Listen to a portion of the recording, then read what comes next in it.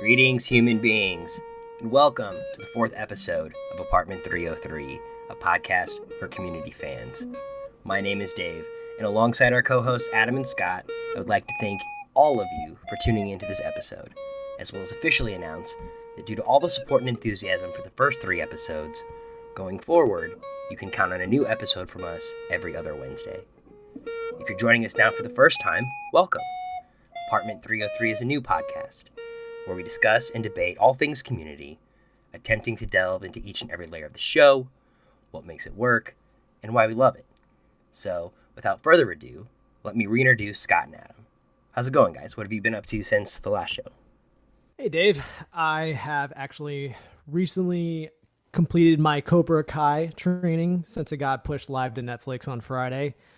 I watched all the episodes from Friday night to Saturday afternoon, and I didn't do much with my life in that time.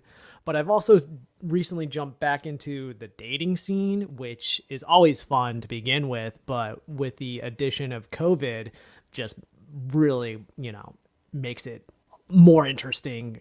Adam, what have you been up to?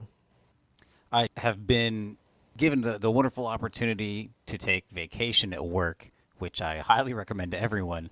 And I was able to go to the Olympic Peninsula here in Washington and took a good long trip around the entire peninsula, visited the national forest as well as the national park, spent several days out there hiking and running and just being outside and kind of tuning the world out for a minute, which was great. And I'm very, very thankful to have that kind of recentering experience, to borrow some terminology from yoga. It is with a heavy heart today that we are reminded of the passing of Chadwick Boseman, a phenomenally talented, hardworking actor who played many different roles, but most recently and most notably T'Challa in the Black Panther movie and the Avengers series, as well as Jackie Robinson in the movie 42. And I was very surprised and stunned, like most of you, and especially considering that the day of his passing was being remembered in Major League Baseball by it was Jackie Robinson Day. And just to have that timing work out to be on the same day was really kind of jarring for me. And I know those familiar with his work, just a tremendous loss, and we were just so lucky to have been around at a time where we could enjoy his terrific work. So, later in today's episode, we are going to finally discuss and get into some of our actor and character superlatives. To kick things off, however, we're going to start with a fairly broad topic, but one that is very near and dear to my heart, and that is the use of music in the show, as well as the connections and relationships therein. Adam, would you like to kick things off for us? Yeah, and I'll start by echoing that point of this topic being near and dear to my heart as well. And the three of us all have passion for music. Dave and Scott being involved in bands at various points in their past histories. I just appreciate a good song, and when it moves me in a certain way, it's really important and can be fundamental to the viewing experience. And that's exactly what we get with Community. And I'll just describe my favorite uses of music in Community in particular are when they bring the A, B, and C stories all together in a way that you don't necessarily expect when the episode starts, or when it's used as scathing satire. So those are my favorite uses of music in Community. And I can get into my list here in just a moment, but Scott, I want to give you a chance to weigh in on the topic as well. Before I do that, can you give me an example of what you would consider a good use of scathing satire for the show in a music use? I don't want to, because that's my best. Do you want a spoiler alert? That one's a spoiler. That one's a spoiler for sure. I will come back and I'll bring down the house with it. How's that? All right. I echo the statement of Adam and music being close to my heart. All things film, TV shows, music plays such an important role, whether it's an original score that really kind of hits the right notes at certain moments in film. One particular thing that stands out is like the score, both the score and the soundtrack of 500 Days of Summer, for example, is one of my favorite films of all time. And one of the reasons it's up there is not so much like the story. Use of music is what pushes a lot of things I like in terms of television. Yeah, and it TV really shows. grabs you in that scene where they're doing the karaoke and Joseph Gordon-Levitt is singing "Here Comes Your Man." Here Comes Your Man. Man. Really, yeah. Because he can sing too. Yeah. I was kind of impressed by his vocals. And like growing up with films like Garden State, of course, is a classic example. Of This song's going to change your life. Yep. So Community, without a doubt, also does these things that we have to mention really well. Yeah, I'm excited to dive into some specific examples. Yeah. So I'll give you, and these are not in any particular order, except I will save my favorite for last. But in that similar vein, like we were talking about, when another musician has already made a song famous and then that's utilized in a film, can be done in a really meaningful way. And the first one that jumps out at me, and I think this is chronologically speaking, is when Troy and Abed are tasked with singing to a rat to get it to perform a particular skill or something along those lines, which is, this tried and true, singing to plants that make them grow faster. So it's tied to that kind of pseudoscience testing hypotheses. Weren't they just trying to like elicit an emotional response from the rat? Right. Is That's that exactly what it was. And then again, it comes back at the end when their rat, who obviously and foreshadowingly is named Fievel, runs away, goes missing in the halls of Greendale somewhere. The only Abed correct starts name singing. for a rat. Oh, absolutely. Yeah, there's no other better name than that, that's for sure. So then Abed starts singing Somewhere Out There from American Tail, which is hilarious. Even if you don't know this song, if you're not familiar with that movie, like it's still really good at tying all of the stories together, because as he starts singing, the band Green Day, Daiye, has been hired by the dean to play at their Envirodale, Green Week. And that's where Jeff has set up for Chang's ex-wife to come there and dance. So that starts happening. They start dancing. And also during this time, while Abed is singing and eventually joined by Troy, Shirley takes Pierce's advice on how to effectively public speak and offers the class a sandwich, and it totally changes her presentation from a really poor presentation. The professor says, "I'm going to have to ask you to put down those note cards." And then by the end of it, everyone just wants the brownies that she's selling. And even though Pierce's advice is actually terrible, like it works out in this particular case. And just bringing and weaving all three of those storylines back together in song, I thought was just terrifically done and hilarious. And I listen to that at least once a week, just because it's so great. That song, sung by Troy and Abed? Yes, sung from the Community soundtrack, yes. I did not know it was that close to your heart. I'm kind of baffled and a little blown away. That's a great example of the use of music in Community. And there's a word for it where characters actually hear the music being played. Okay. And I think that's another tie-in, I guess. It's a song that like we're all familiar with, or people that have seen Fievel, but it's actually sung by the characters. The characters hear the song. There's a name for it. So just like Incarnate. In my opinion, like without a doubt, "Come Sail Away," the Amy Mann cover of "Come Sail Away." I knew that was going to be on your list, so I'm glad that you're bringing it up. Well, we've talked about it before. If you really want to, honestly, if you really want me to get choked up, play "Come Sail Away" by Styx. But also, like, okay, Troy. I know, right? And that is, so you totally brought up why. Because there's a couple reasons. Obviously, like, it's a callback, and it plays into the theme of, like, Troy actually literally getting to go on a boat and sail away. We could, like, read into the lyrics and kind of, like, interpret things. a gathering of angels appeared above my head.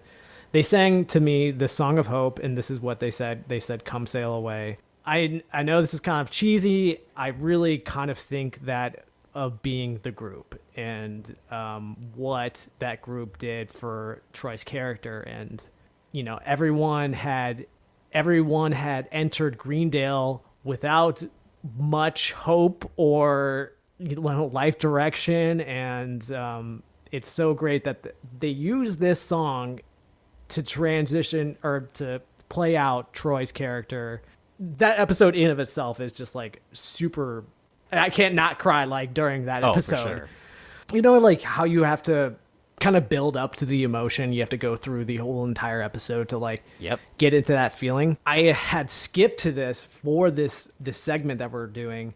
I had skipped straight to the song, the Troy's Farewell, and I still was like finding myself tearing up, looking at my computer. I'm like, I can't even do my homework right now. I'm supposed to be like looking into this episode. It's just so hard that people always start cutting onions right when that song starts playing. I can't believe it. Just every time, no matter where you are. Right. My roommate's constantly just cutting onions every day.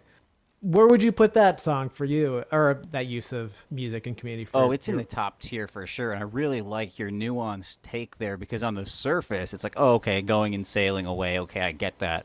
But looking a little bit more deeply, where it's kind of the exact opposite, you know, talking about how the sailing away first took place by coming to Greendale. I think that's a really great take and a fresh perspective. I'm glad that you brought that up. Yeah, it's a great use of song. That particular song, it's a callback to when Troy asks why he's crying. Oh, did I listen to Come Sail Away by Styx again? Again.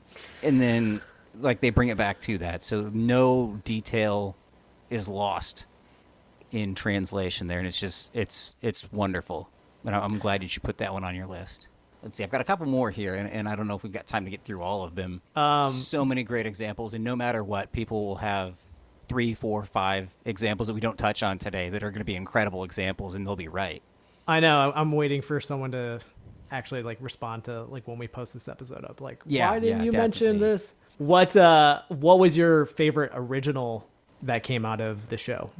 So my favorite original, I'll just double down here because this is also my favorite at all, was the season 3 premiere. The very first scene is a musical number where Jeff, and we don't know it at the time, but Jeff is like dreaming or hallucinating or something, and they're doing this musical number, and then at the end, they ask what Jeff's going to do now that Pierce isn't in the group.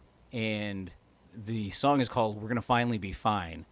And we could easily talk about any or all of the music from the Holiday Regional Special episode as just the best scathing critique of the show Glee. Yeah. They were all right on the nose. And this, like, if you actually look at the words in the lyrics, is basically, and you'll see it playing out here, is basically Dan Harmon getting notes and feedback on how he needs to make his show more commercially successful and get better Nielsen ratings. And he has the cast sing about it as basically a giant, we're not going to do this. So the first line is, we're going to fly to school each morning. We're going to smile the entire time. We're going to be more happy. We're going to finally be fine. And then we're going to be more calm and normal. We're going to fix our state of mind. We're going to be less crazy. We're going to finally be fine. So here again, you know, all these crazy concept episodes and combining poultry with a mafia movie and just the meta humor and everything. You can see the note that Dan got, which is just to play right down the middle, be more like, you know, The Office, be more like Parks and Rec, do what we know works, instead of building this thing that's punk or subversive, again in the words of Donald Glover from The Table Read. Yeah, and I guess the fact that it's sung in such a Glee like type of song, and you have this undertone of poking fun at these other sitcoms and TV shows. Absolutely, yeah, and then that's a good transition to the next stanza here. We're gonna stand holding hands in a brand new land, far away from the borderline. We're going to seem like a mainstream dream and be appealing to all mankind. We're going to have more fun and be less weird than the first 2 years combined. And we're going to live forever.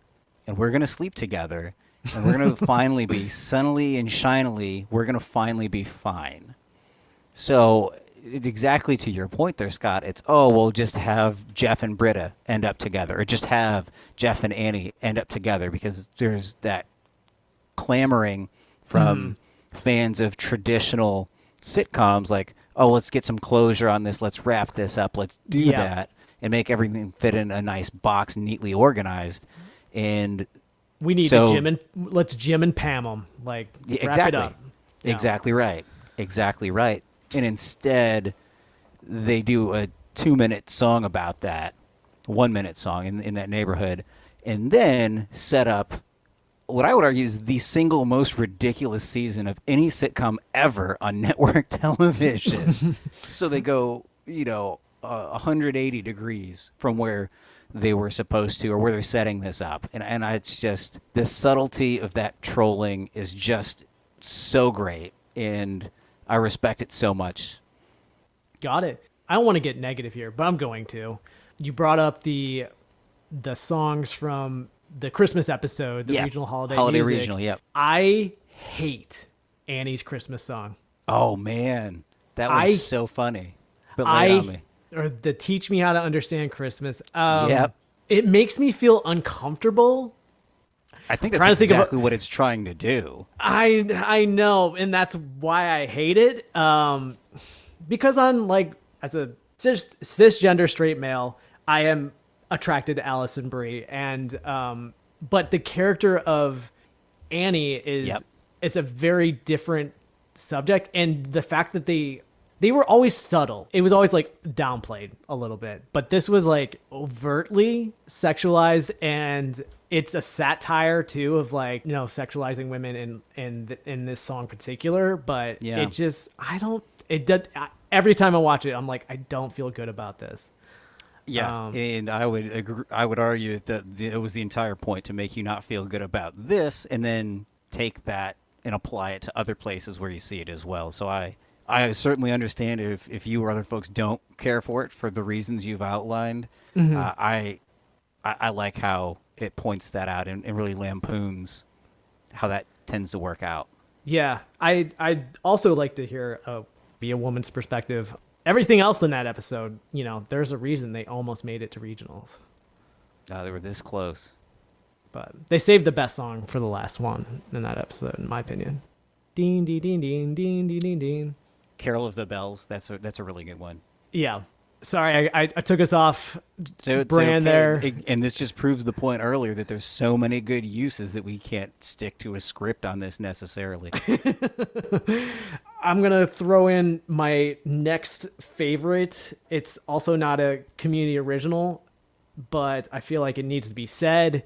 Ends of the Earth by Lord Huron as the last song. And there's two reasons. One, I think it's a great use of the song for the show and where it was at, but also because it got me into Lord Huron. And that comes again, you give another great example of a really heartfelt use of a song where it really appeals to your emotions, and it definitely does that. That's another one where when that song's playing and Jeff hugs Abed the second time, I tear up every single time without fail.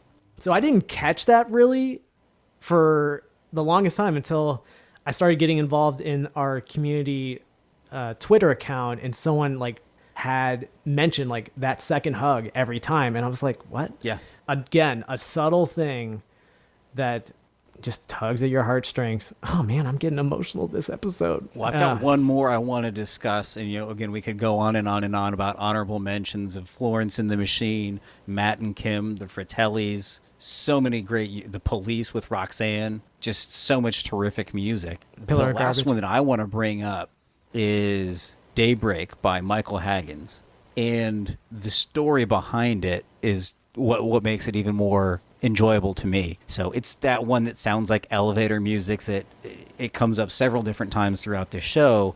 And the story behind it that I've heard and read is that Community was always being told, hey, you're over budget.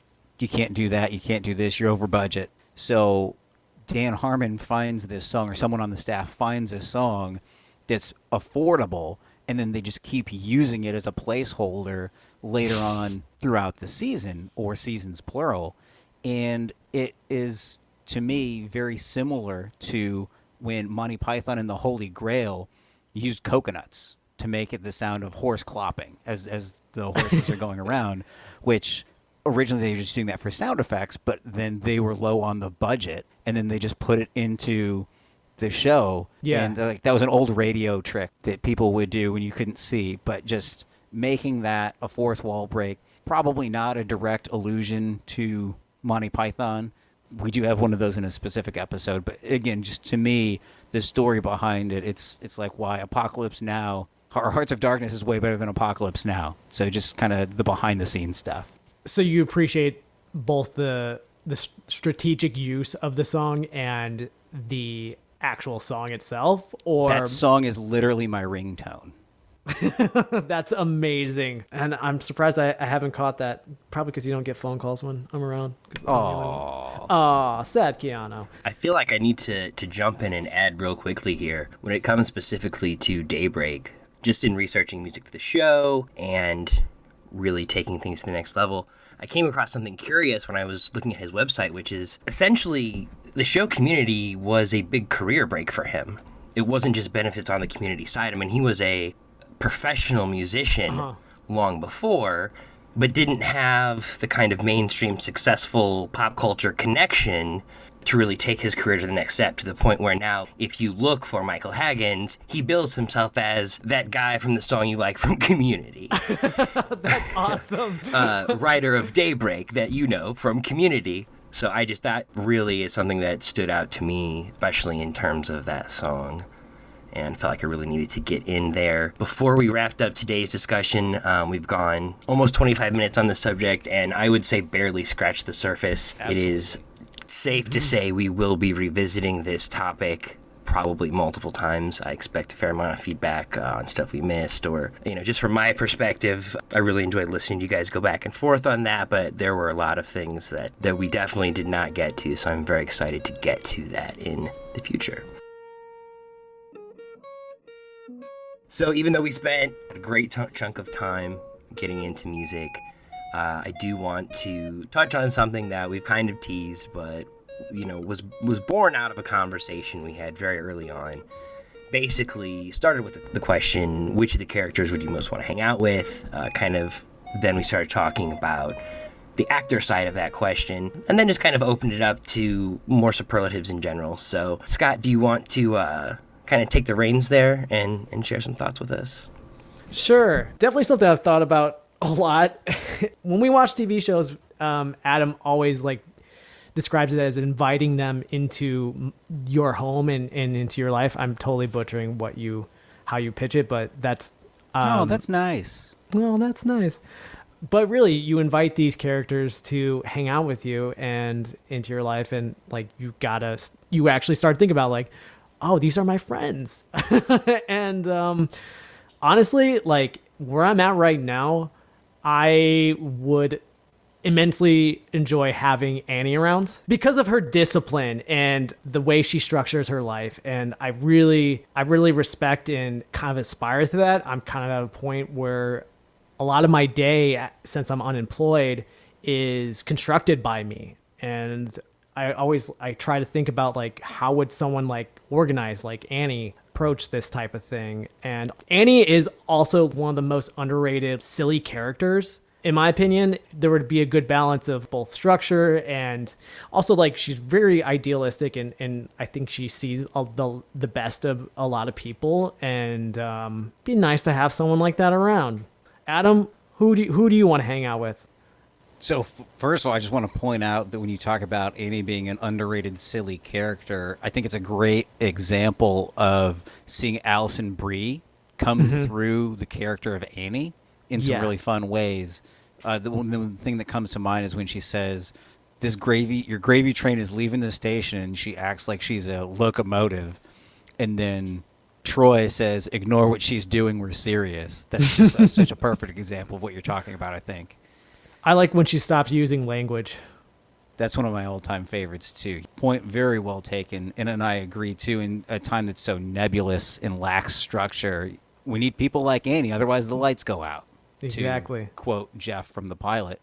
Mm-hmm. So for me, I have invited a couple actors from the show into my proverbial living room by following them on social media. And if I had to pick one, it would be Yvette.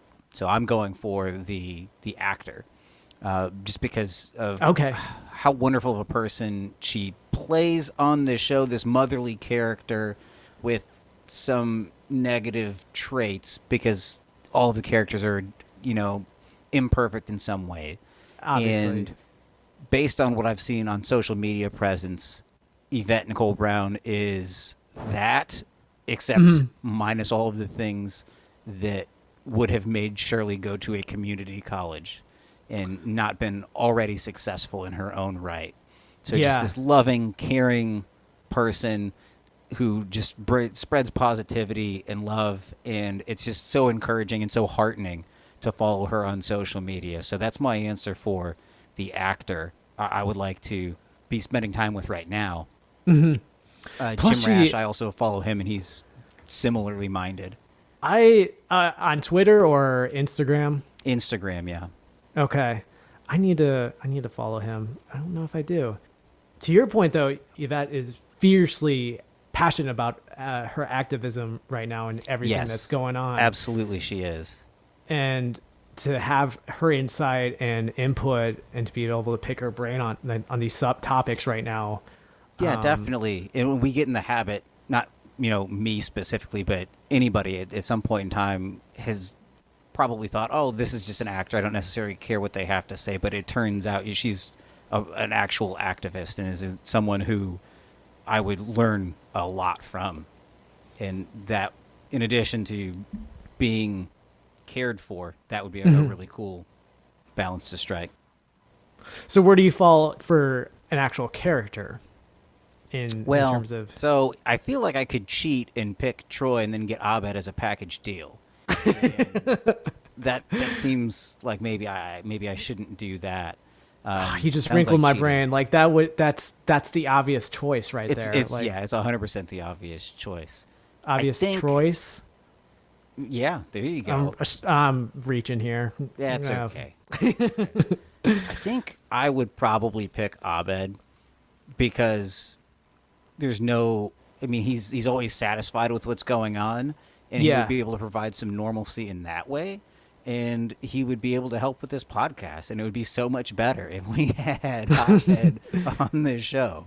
Holy crap, I did not think about what he could bring to the podcast. Constructive feedback is always appreciated, and Abed would probably have some of the best insight. He would have a lot of feedback. Some of it probably would even be constructive. Exactly. What about you, Scott? Who's your pick for the actor? Actor was more difficult for me to actually pick because everyone that's involved with the show everyone's amazing. And I'm not like cop out here, but like I really like all the actors of the show and how they are personally in real life. Since you got to pick two by default, I really would like to hang out with Ken Jeong and Joel McHale. When I first heard they were doing a podcast together, I kind of thought it would be an unlikely pairing almost. But then you have to remember Ken Jeong is not Chang. Yep, exactly right.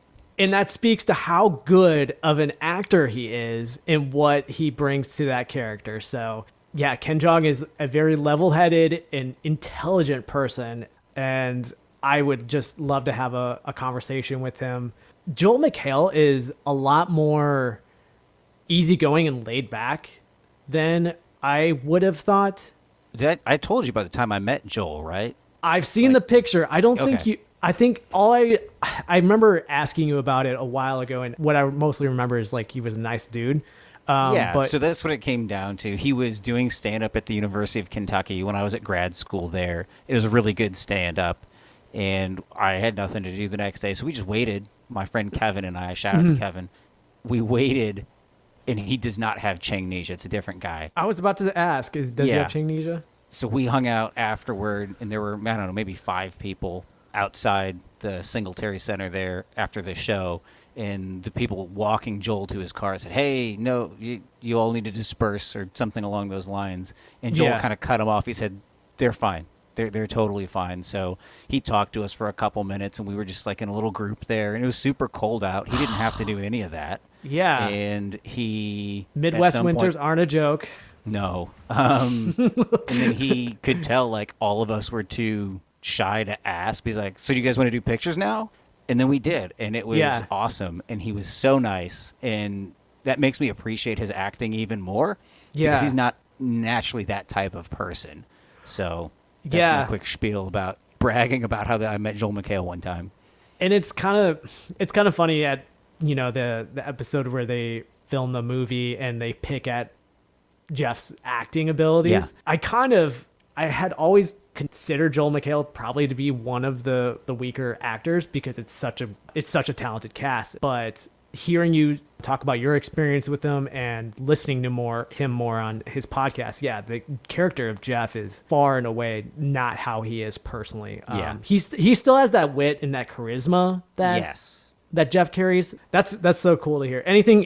Was there anything in particular that he said that kind of stood out to you that you remembered and kind of took with you? Oh, I was floating on cloud nine. I couldn't understand the words that he was saying other than, so pictures? So pictures? Awesome. I feel like it's a good time to transition.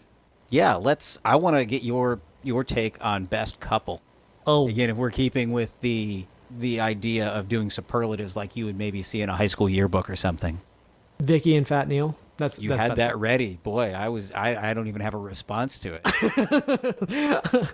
They're the only functional one. The only functioning couple that like stuck together. I know a lot of the people are on team Jeff and Annie, and I don't know. I'm not fully aboard that train. Like I could see myself standing there. I'm going to continue with this metaphor. I could see myself standing there with the ticket to the train, but I just don't see myself jumping on it yet.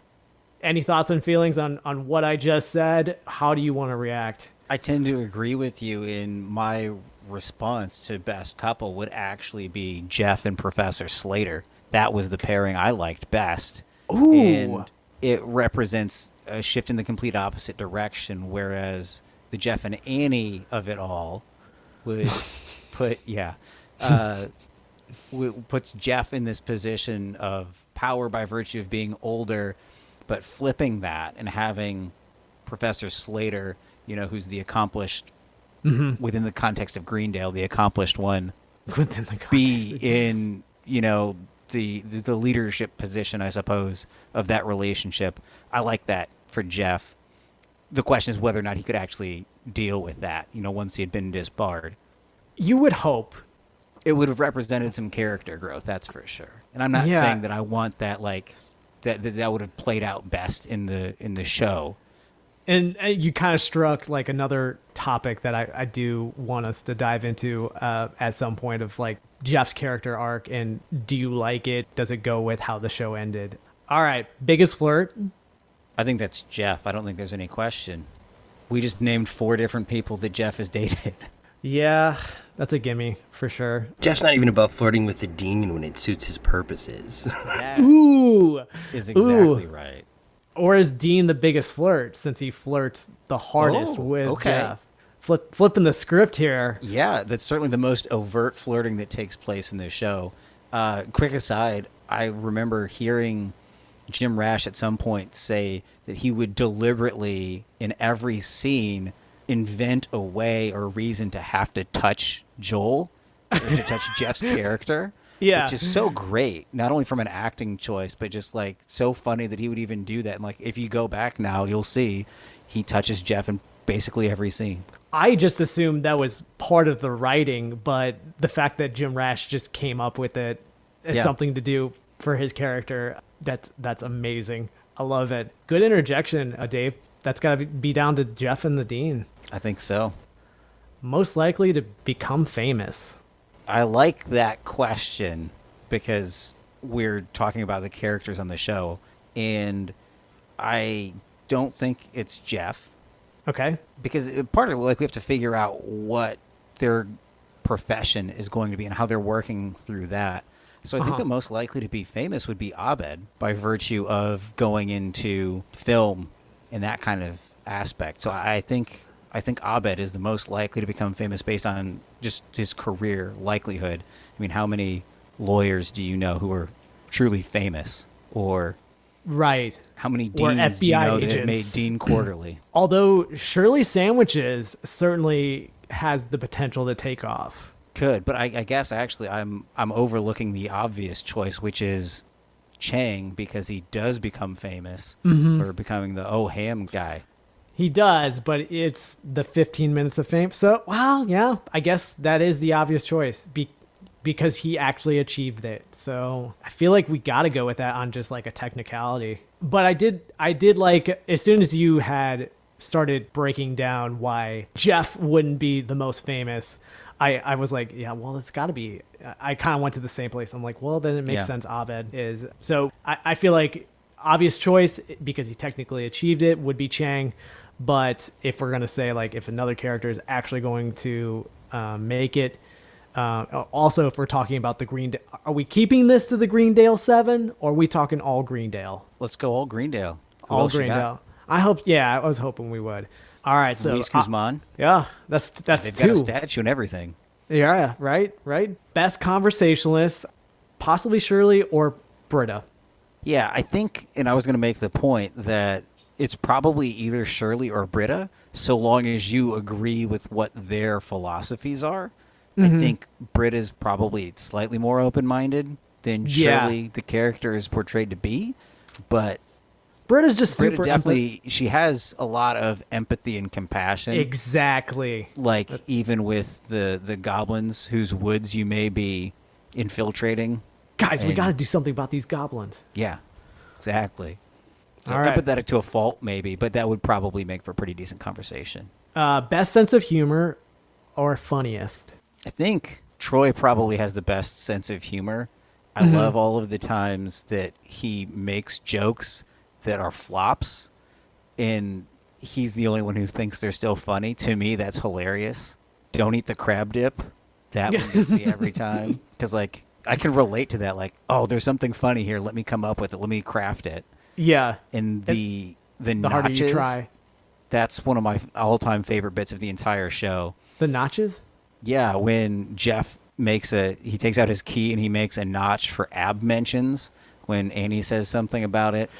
Oh my and God. then Abed does the same thing when Jeff has a wingerism or something along those lines. And then Troy's just laughing like he gets it, and his just says notches, and there's like way more notches there than anyone else has. Oh man, I I'm think going to you have guys to... are making a pretty strong case that you overlooked Troy for best conversationalist. Let's hear it. Well, just because of what you're saying, how much whimsy and fun and commitment he brings to a conversation. If you're going into a conversation with a goal of learning something or being specifically constructive, I think you guys made really strong cases for Britta and or Shirley. But viewing conversation as more of a fun adventure type thing, I think Troy is absolutely the choice there. And I think transitioning to this next question, you guys have kind of made that case somewhat retrospectively. That's a good point. Troy is the character that makes me laugh the most, for sure, like out loud. Yeah. As a viewer, though, that's what makes me think he's like the best sense of humor. Would the rest of the Greendale 7, would they vote him the most funny of the group? I think the one thing we can be sure of is if anyone from Greendale is responsible for voting, that the winner is going to be South Park. Well said. Well said.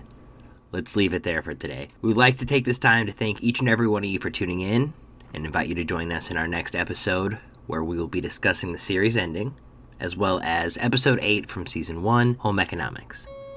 Apartment 303 is now available on Apple, Spotify, YouTube, or wherever you get your podcasts. For Adam and Scott, this is Dave signing off. We will see you in episode 5.